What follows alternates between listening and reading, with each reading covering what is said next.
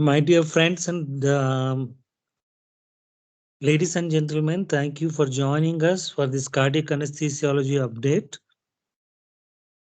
And Dr. Anup Daniel will be the moderator for this session.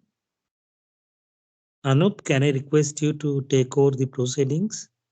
Yes, sir. Thank you, sir. And good evening, everyone, to all those who have joined us for another session of updates on cardiac anesthesia and critical care, and organized under the Forum of Cardiac Anesthesia Bangalore chapter. So today we will be discussing about an interesting syndrome that many of us must have encountered during their regular practice.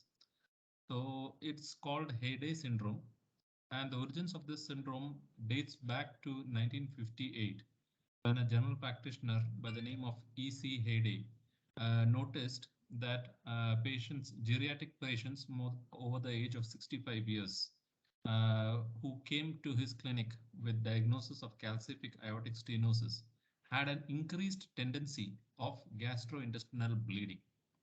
So he published or wrote a letter about his observation to the New England Journal of Medicine, and following which drew attention of the medical world to this association.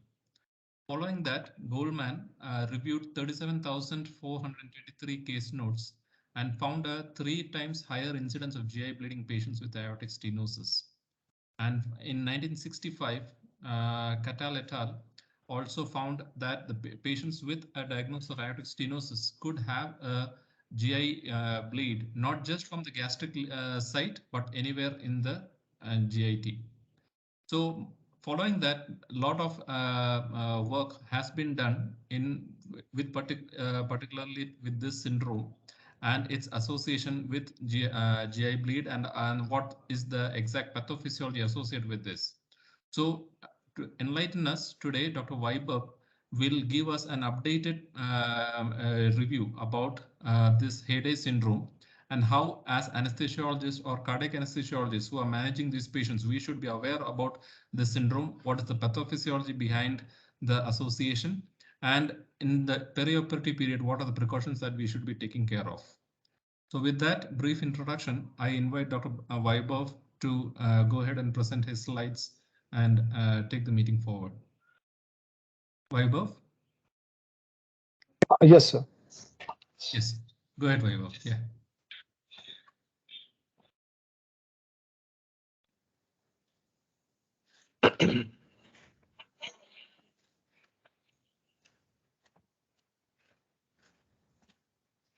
Good evening, all. I'm Dr. Vaibhav Mahankale, Fellow Cardiac Anesthesiology, Narayana Hrudayalaya, Bangalore. Today, I'll be presenting Hayday syndrome, pathophysiology and perioperative implications.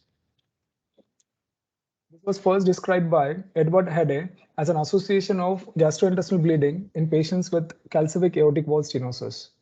This was first reported in 1958. There were difficulties in providing direct association among aortic wall stenosis, GI bleeding, secondary to angiodysplasia, and acquired von Willebrand's disease, which is necessary for the diagnosis of Hayday syndrome. Approximately 3% of all the hospitalizations for aortic wall stenosis were associated with GI bleeding and diagnosis of Hayday syndrome. These patients have long hospitalizations and higher mortality rates. The bleeding in Hayday syndrome has been shown to be multifactorial, and acquired von Willebrand disease plays a predominant role. Highest stress associated with the calcified and stenotic aortic wall promotes fragmentation of large polymer von Willebrand's factor, subsequent uncoiling, and increased proteolytic cleavage by disintegrin and metalloproteinase, and with a thrombospondin type 1 motif member 13, ADAMTS13 with loss of high molecular weight von Willebrand's factor. The aim of this review were to understand the pathophysiology of Hayday syndrome, to familiarize perioperative physicians with the diagnosis and treatment of Hayday syndrome, including the rationale behind different therapeutic options, and manage the challenges associated with Hayday syndrome in the perioperative environment. Bleeding disorders in patients with aortic wall stenosis. Von Willebrand's factor is an adhesive protein that helps with hemostasis in the following three ways. Von Willebrand's factor is a factor 8, aids in platelet sensing vascular injury, and facilitates platelet tethering and adhesion. The later activity is highly dependent on von Willebrand factor size and regulated by metalloproteinase, ADMTS13. Under stress, von Willebrand factor changes from globular to elongated shape, which exposes its A2 domain, leading to proteolysis of von Willebrand factor by ADMTS13. Normally, there is conformational change, which is required during a vessel injury to expose buried receptors and ligand binding sites on von Willebrand factor for the initial platelet tethering. Excessive proteolysis of von Willebrand factor by ADMTS13 can cause loss of high molecular weight von Willebrand factor and thereby von Willebrand disease type 2A. Platelet function is significantly affected in Hayes syndrome. Vascular injury causes exposure of von Willebrand factor to collagen and becomes immobilized. The immobilized but active von Willebrand factor opens up and strongly bind with platelet glycoprotein 1B and subsequent binding to platelet glycoprotein 1A, 2A by adhesion. Von Willebrand factor has a weak platelet agonist compared to thrombin and ADP. However, von Willebrand factor binding to its platelet receptor can induce intracellular calcium release, causing trigger for platelet activation. Synergistic action with potent platelet agonist, including thromboxane, will amplify von Willebrand factor-induced platelet signaling. Inhibition of thromboxane A2 receptor eliminated von Willebrand factor-induced platelet activation indicates its contribution to von Willebrand factor platelet signaling. Platelet aggregation occurs when von Willebrand factor and fibrinogen bind the activated platelet glycoprotein 2B 3A receptor. Von Willebrand disease. This can be of two types, congenital and acquired. Acquired is characterized by loss or conformational change of von Willebrand factor by shear stress and conditions like aortic valve stenosis, hypertrophic cardiomyopathy, and mechanical assist devices like left ventricular assist device and ECMO. Pathophysiologic changes in acquired von Willebrand factors are similar to those on congenital von Willebrand disease type 2A, which causes abnormal platelet adhesions. The missense mutation of A2 domain of von Willebrand factor leads to enhanced proteolysis of von Willebrand factor by ADMTS13, which causes exposure of cleavage site, notably the same domain exposed and subsequently cleaved in Hayes syndrome. In acquired von Willebrand disease, low von Willebrand factor concentration is secondary to increased clearance, and in congenital type 2A von Willebrand disease, there are low plasma concentration due to defective assembly. In Sedelsky and co-workers in 1996 studied conformational changes of von Willebrand factor with application of shear force. They found that approximately 35 dynes per centimeter of shear stress was seen in the changes of von Willebrand factor from a globular to an elongated form. Patients with aortic valve stenosis experience high velocity flows through the stenotic valve. This causes turbulent flow, which results in shear stress due to turbulent flow through the diseased valve. Anemia and aortic valve stenosis. It is not uncommon to see many patients with aortic valve stenosis presenting with anemia. It is about 45 to 64%. There can be multiple reasons for anemia in elderly patients with aortic valve stenosis. Nutritional anemia is not associated with GI bleeding and likely would be the reason behind the GI bleeding can be a result of iron deficiency. Many patients, old patients are on dual antiplatelet and anticoagulant therapies for some other comorbidities. Hence, they are more susceptible to bleeding. And further risk of bleeding increases due to presence of acquired von Willebrand disease in Hayes syndrome. Regardless of cause, patients with severe aortic valve stenosis cannot tolerate even mild anemia because of chronic low cardiac output state from aortic valve stenosis. Adenodysplasia in Hayes syndrome. Adenodysplasia and GI bleeding commonly are seen in Hayes syndrome. Adenodysplasia is a mucosal or submucosal vascular lesion caused by chronic ischemia, hypoxia, or vascular obstruction. Increased angiogenesis by upregulation of vascular endothelial growth factor is responsible for development of adenodysplasia. Expression of angiogenic growth factor, vascular endothelial growth factor, and basic fibroblast growth factor found to be increased in samples of adenodysplasia. Loss of von Willebrand's factor in Haydes syndrome can cause angiodysplasia because von Willebrand's factor plays an inhibitory role in angiogenesis.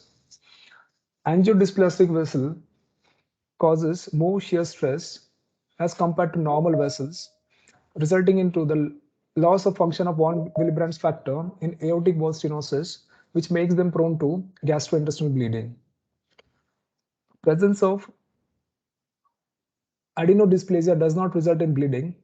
In fact, some patients who previously experienced GI bleeding from their adenodysplasia before aortic wall replacement for aortic wall stenosis were noted to still have adenodysplasia on repeat endoscopic surveillance. However, the bleeding had ceased. The resolution of bleeding in the presence of persistent adenodysplasia implies that bleeding incidences may be related more to shear stress, induced loss of high molecular weight von Willebrand's factor in certain patients. The acquired loss of high molecular weight von Willebrand's factor multimers puts patients at risk for bleeding from these sites and in particular the GI tract.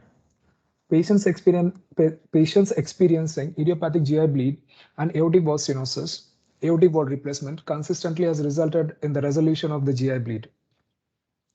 Haydes syndrome in the transcatheter aortic wall replacement era. Presently, this is an era of transcatheter aortic wall replacement, and it is for the patients with aortic wall stenosis. In most patients with Haydes syndrome, surgical aortic wall replacement is a definitive treatment for GI bleeding with recovery of high molecular weight von Willebrand's factor multimers. Similar benefits may be seen in transcatheter aortic wall replacement procedures, and it might be beneficial for the patients to undergo a less invasive procedure with reduced likelihood of perioperative bleeding. A nationwide propensity mismatch analysis of outcomes of surgical aortic wall replacement versus transcatheter aortic wall replacement hospitalization patient with adenodysplasia associated GI bleeding showed that the transcatheter aortic wall replacement group has less perioperative complication as compared to surgical aortic wall replacements and has less perioperative complications like myocardial infarction and stroke, and it has significantly reduced rate of blood transfusion.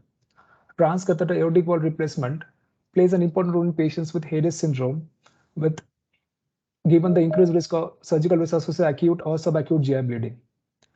There are often derangements in von Willebrand's factor multimers in patients with severe aortic wall stenosis undergoing transcatheter aortic wall replacement, but is less common for patients to acutely meet diagnostic criteria for Haydes syndrome. Effect of surgery on von Willebrand's factor in Haydes syndrome. Surgical aortic wall replacement or transcatheter aortic wall replacement optimal treatment for Haydes syndrome.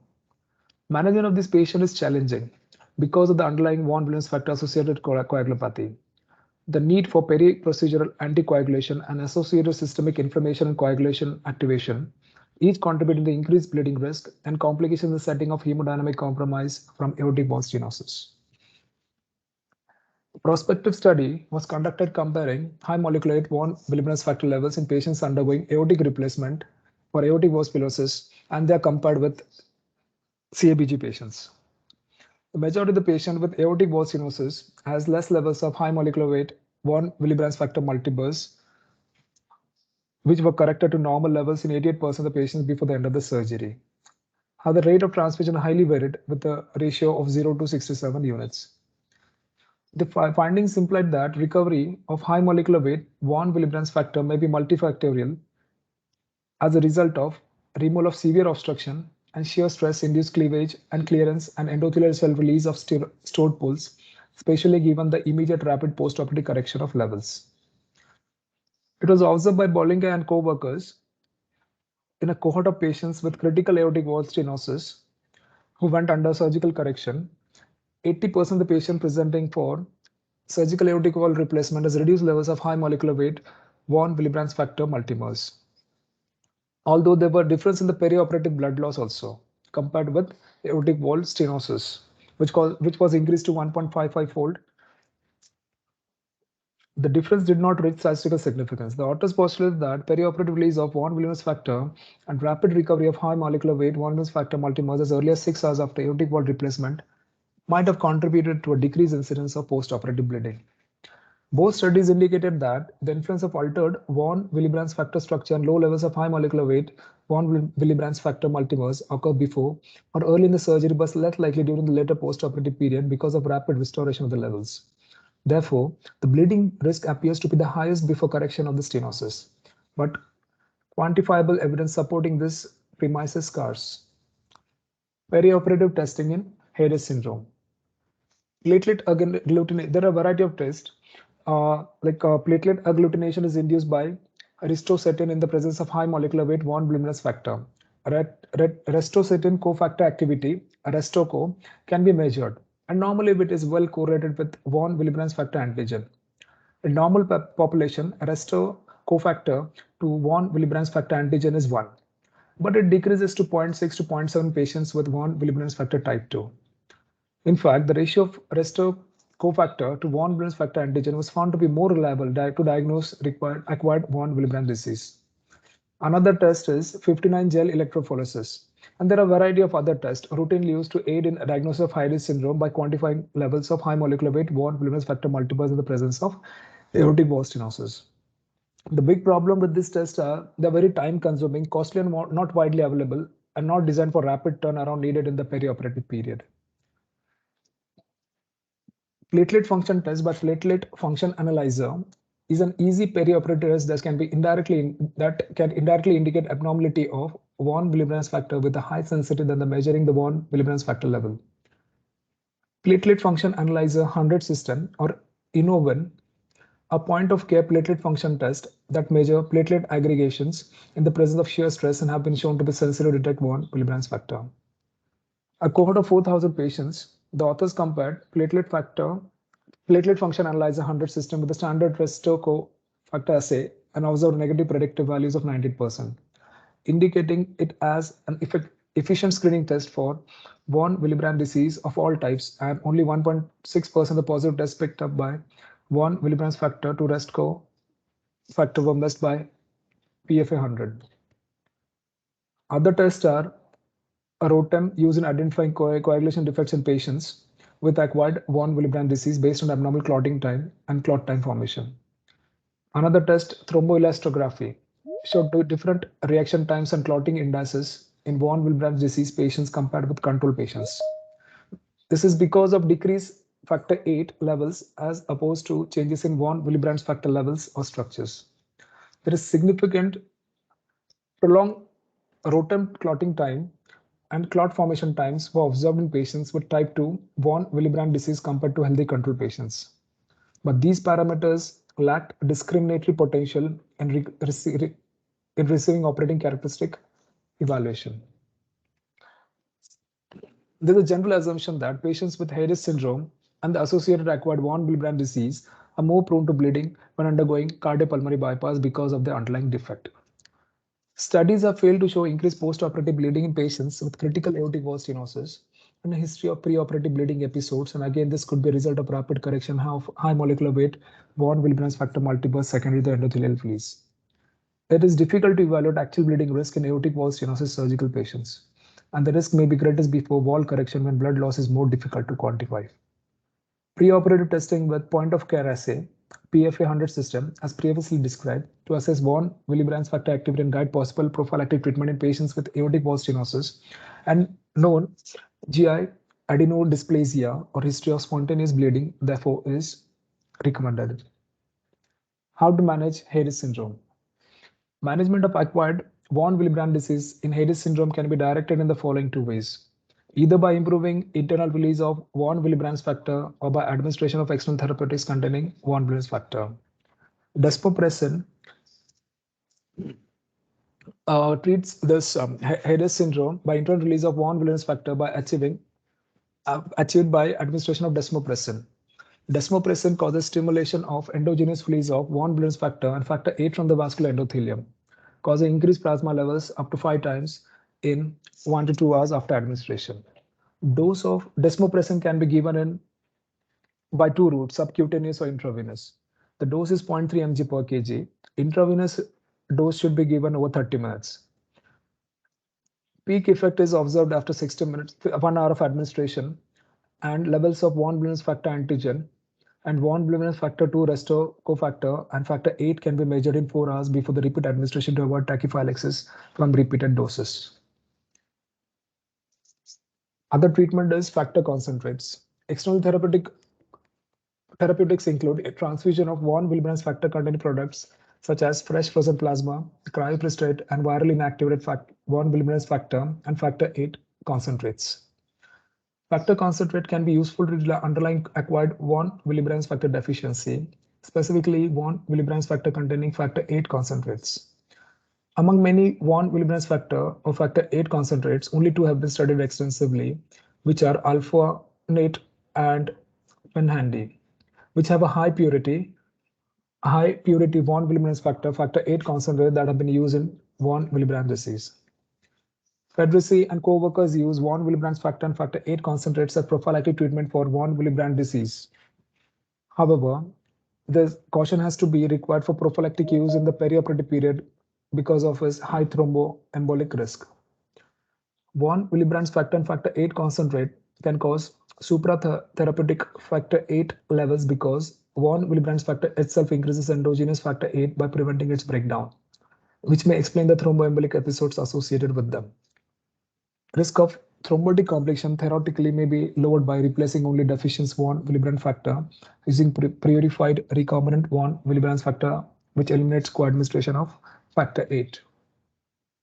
Lysine analog antifibrillatics can be used, like epsin aminocaproic acid, which is a commonly used adjuvant that inhibits plasminogen.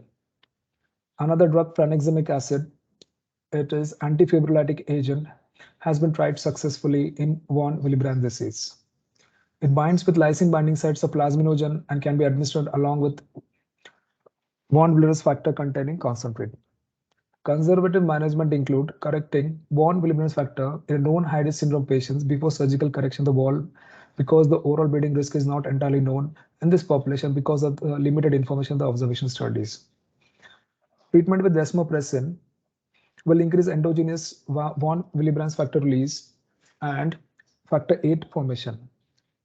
When administered 6 hours before, recombinant von Willebrand factor will increase factor 8 concentration by binding with endogenous factor 8 and preventing in proteolysis, which causes exogenous administration of recombinant products containing both von Willebrand factor and factor 8 may increase thromboembolic risk, and it is unwise to administer them without checking the levels of von Willebrand factor and factor 8.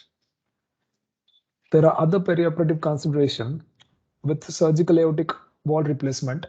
The coagulopathy associated with cardiopulmonary bypass further complicates the management of these patients. Autologous blood collection in these cases may preserve factors and platelets from damage during cardiopulmonary bypass and can be transfused back to the patients after the bypass. Practice of high volume autologous blood collection in coronary artery bypass cases and surgical aortic wall replacement showed lower transfusion rates of both red cell and non-red cell allogenic transfusions. Intraoperatively, the patient's hemorrhagic profile should be monitored clinically and with laboratory tests to manage the patient's case accordingly. Postoperative resumption of anticoagulant and dual antiplatelet therapies so as to maintain the graft patency as needed should be discussed as a multidisciplinary team. Adenodysplasia may represent friable mucosa and caution must be exercised while performing laryngoscopy, intubation, and orogastric or nasogastric tube insertion. About 21%, which is significant of patients with severe aortic wall stenosis presented with skin and mucosal bleeding, including epistaxis. Similarly, usage of transesophageal echocardiography should be performed very gently to prevent mucosal bleeding. The present review recommended that all patients should be monitored carefully in the intensive care unit post-operatively for additional bleeding episodes or thrombotic complications, particularly when thrombogenic products have been used intraoperatively. Short and long-term follow-up with endoscopy would be beneficial to track resolution of Hayes syndrome. Summary: Hayes syndrome is characterized by episodes of GI bleeding associated with aortic wall stenosis. Shearing effect of aortic wall stenosis induces excessive proteolysis of von Willebrand factor, by ADMTS13 and loss of high molecular weight von Willebrand's factor, resulting in imbalance in hemostasis. Even though the ultimate resolution of Hayes syndrome occurs after aortic valve replacement, the perioperative course can be challenging. The authors therefore recommend close monitoring the bleeding pattern before and during surgery so that targeted therapies can be initiated. Viscoelastic test can help detect direct correlation of concurrent factor or platelet deficiency, but have not been validated in diagnosing acquired von Willebrand disease. Replacement therapies with PD von Willebrand's factor or factor 8 and RHV von Willebrand's factor are both effective, but dosing should be guided by lab testing given potential thrombogenic risk in cardiac surgical patients. There are a variety of various studies showing effect of transcatheter aortic valve replacement on Hayes syndrome and von Willebrand's factor. These are the tests with the references. Thank you. Thank you, Vaibhav, for that. Thank you, sir. For that good presentation. So you have comprehensively covered the topic known as Hayes syndrome. So you have rightly touched upon the pathophysiology, explaining how Hayes syndrome comes to be, and as a perioperative physician, what measures we have to take to monitor these patients, and what precautions to be taken when you are managing patients who present to us for cardiac surgery with suspected Hayes syndrome. Yes, sir. So with that, I open up the forum for discussion.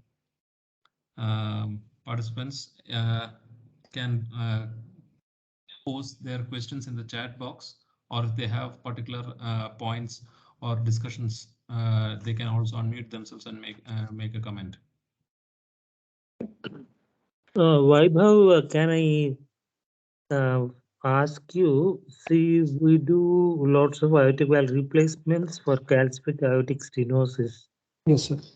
And to my knowledge, I have not encountered any problems with coagulopathy in these patients. What do you think, what is your experience, and what is your observation on this issue of severe calcific aortic stenosis undergoing AVR, not having any problems? Did you have any patient who was bleeding or anything like that? Yes, a similar thing I have observed. I have also observed, but there are like certain cases in which there is like idiopathic reasons for bleeding, and after transfusing of this FFP, cryos, and other blood factors, the bleeding has been like significantly controlled in the ITO. Mm-hmm. After listening to your talk, the thing is because it is mostly in patients who are elderly, more than 65 years of Yes. age, and the fact that we give tranexamic acid invariably in these patients, probably we are not seeing that much of problem in these patients who have calcific aortic stenosis. Yes, sir. Do you think my observation is correct? Yes, sir. Our Because of patients, trauma. not all of them are 65 and above. We have younger population. Secondly, and we invariably we give tranexamic acid. Yes, sir. Which We generally, may, yeah. We generally give Tranex pre-operative only before taking incision in our institute. Yeah, maybe because of that we are not seeing any bleeding Yes, issues. sir. Yes, sir. Anup, what is your impression on this observation? Yes, Sam. So it's an interesting observation that you had shared with us. So as per the various other articles on this syndrome, what the authors have said that angiodysplasia that leads to GI bleeding. The issue of GI bleeding is quite rare. It's in less than 3% of the patients. But Yes, if they undergo detailed evaluation, more than 80% of the patients with a severe calcific aortic stenosis. So they have to have severe disease and calcific aortic stenosis. They have angiodysplasia. but it's not necessary that they should bleed. So, and on the same note, another thing that I would like to share is that particularly patients. So, although this is there in described in patients with severe aortic stenosis, a similar phenomenon is also noted in patients who are undergoing ventricular assist devices, or also in ECMO patients. So the mechanism is the same. So patients who are on a long-term mechanical support due to the high shear stress, they are found to have these symptoms as well, just like in severe calcific aortic stenosis. Okay. Based on this study, do you recommend that all patients with aortic stenosis should have a von Willebrand factor estimation done before surgery, Yes, or so, is there yeah, or is it evident in any of these routine testings. usual routine coagulation parameters? Yeah. So subjecting all patients who come in for calcific aortic stenosis for a surgical replacement, subjecting all those patients to a von Willebrand factor estimation will be a very costly affair. So instead of that, because given that only less than 3% of the patients will have a major GI bleed. So instead of that one, it is always helpful to have this syndrome and its association with the GI bleeding at the back of our mind whenever we are dealing with a patient with severe calcific aortic stenosis. And if there is the patient shows a tendency of an increased bleeding, then definitely they have to be evaluated using ROTEM, and then to see if there is an increased bleeding or whether it is due to some other factor deficiency. If it shows that there is due to an increased bleeding time, increased clotting time is indicated in the ROTEM, definitely there is value in investigating it further by looking at the von Willebrand factor, ristocetin cofactor assay, so that we can specifically target instead of giving a lot of products. But what happens is that whenever we see a bleeding, there is a blind tendency to give a blind transfusion of all the factors, and that invariably corrects the von Willebrand factor level whenever we give FFPs for these patients. Yeah. So Dr. Rachna was there who wanted to make a comment. Madam, can I invite you to, what was the comment that you wanted to say? Good evening, sir. So I also was pointing out exactly on this, that though we are not actually investigating for von Willebrand factor, but we are not using Trenexa in routinely all the aortic stenosis. But if they are young and there is no associated aortopathy, we are actually not using Trenexa. But yes, if the age is more than 60, we are definitely using it. And then you are right that we are using a number of products for transfusion for all the coagulopathy, and actually we are not working up for this intestinal angiodysplasia. So that was a good question, that whether we should actually screen for von Willebrand factor or no. And you rightly answered it, that just to keep that on the back of our mind. And we do have patients with melena, that is for sure, that I see in ICU. So I think that though the incidence is 3%, but for we people who are getting such high volume of AS done, so I think this is significant. And this was a very good take on coagulopathy associated with calcific aortic stenosis. Sir. Thank you, sir. Wonderful, Dr. Thank you for your inputs on this. Thank you, sir. Yeah. Yes, sir. Can I invite anyone else to make a comment from their personal experience, whether they have encountered or noticed any association of increased bleeding with patients coming in for surgical aortic valve replacement, or even for a transvenous replacement? There is no interference with the ACT estimations, no? Activated coagulation time. No, sir. No, it does not alter ACT values. ACT is not affected. So only in viscoelastic test it can be detected, and that will only show as a platelet defect.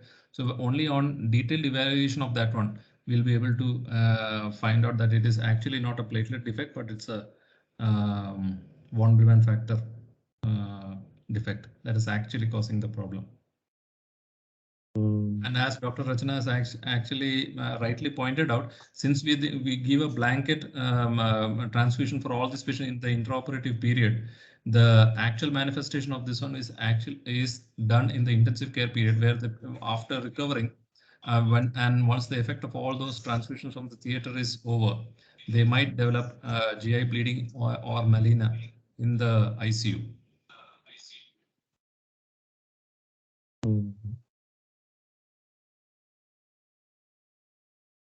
So it's definitely a good point that we need to keep in mind, especially for patients, elderly patients with severe aortic stenosis. And as I also mentioned previously, also patients who are on a ventricular assist device, on a long-term ventricular assist, they also develop GI angiodysplasias that leads to GI bleeding. And the mechanism is the same.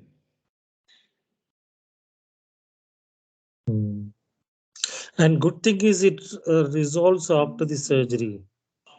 Yes, so once the surgery is done, the stress factor which degrades the von Willebrand factor is removed.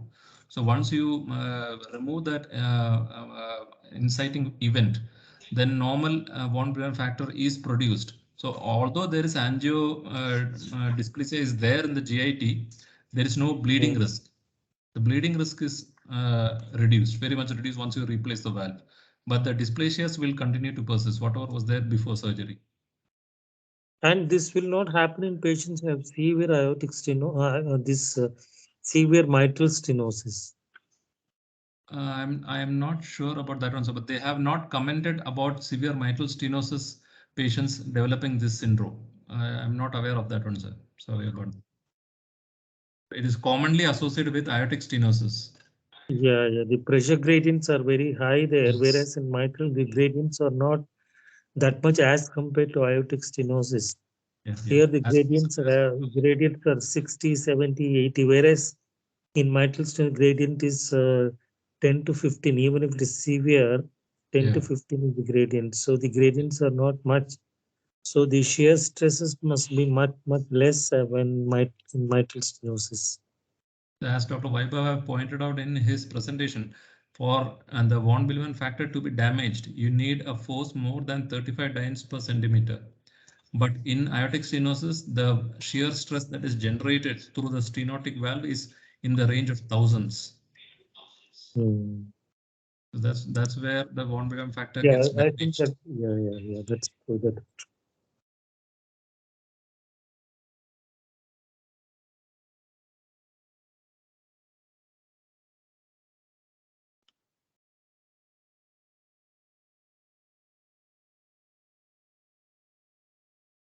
If there are no further questions or comments, you may please close the meeting.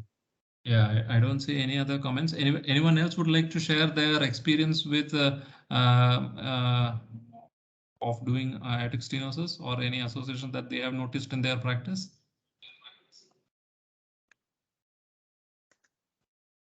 Right. So there are no more questions in the chat box, and I feel no one else would like to make a comment in particular to this topic. So Dr. Prabhu Shankar is not there, not today? No, he's not there. He is. All right. So can I ask you to conclude then? Yes. Yeah, thank you, sir.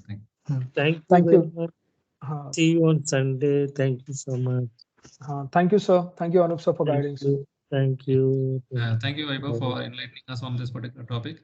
And I thank everybody else for taking out their time and joining us for this another session on under the forum of cardiac anesthesia. So we'll meet again for another exciting topic on the next Monday. Thank you, everyone. Thank you so much. Vaibhav, nice presentation. Thank you very much, sir. Thank you.